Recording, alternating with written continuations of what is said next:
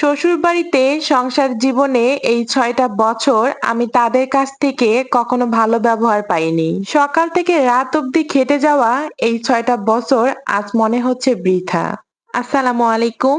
আমার নতুন একটা ডেইলি ব্লগ ভিডিওতে সবাইকে স্বাগতম। বেশ কয়েকদিন ধরে আমি বড় ভিডিও আপনাদের সাথে শেয়ার করতে পারছি না। যাই হোক, কেন এই কয়েকদিন ভিডিও দেইনি সবকিছু শেয়ার করব আজকের ভিডিওতে। সকালবেলা ঘুম থেকে উঠে চিয়া সিড এবং হলুদ গুঁড়ো খেয়ে নিচ্ছি। সকালবেলা খালি পেটেই হলুদের গুঁড়ো এবং চিয়া সিডটা খাওয়ার চেষ্টা করি।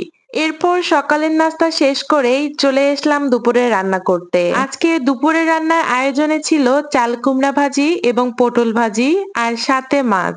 আমরা মেয়েরা আমাদের সংসারের জন্য নিজেদের জীবনটা দিয়ে দিলেও দেখবেন কখনো নাম হয় না। সকাল থেকে রাত অবধি কাজ করার পরও শুনতে হয়, কি কাজ করছো? আপনার কাজগুলো তাদের চোখে কখনোই পড়বে না।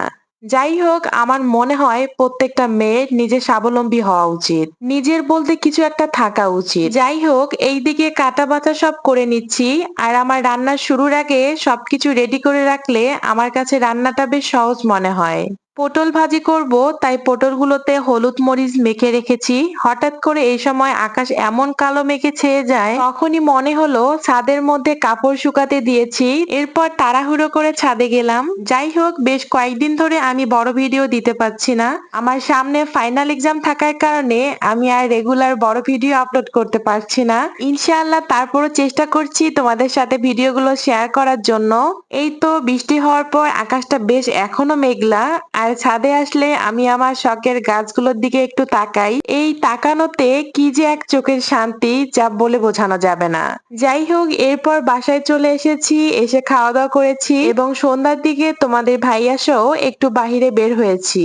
খুলনাতে এখন যানজটের পরিমাণটা এত বেড়ে গেছে যে কোথাও বের হলে আধা ঘন্টার রাস্তা ১ ঘন্টার মতো লেগে যায়। যাই হোক, তারপরও খুলনাটা বেশ সুন্দর আর রাতের খুলনা আরো বেশি সুন্দর। যাই হোক, আজকের ভিডিওটা এ পর্যন্তই। আপনাদের সাথে দেখা হবে নতুন কোনো ভিডিওতে, নতুন কোনো গল্প নিয়ে। সবাই আমার জন্য দোয়া করবেন। দেখা হবে নতুন কোনো ভিডিওতে। ভালো থাকবেন। আল্লাহ হাফেজ।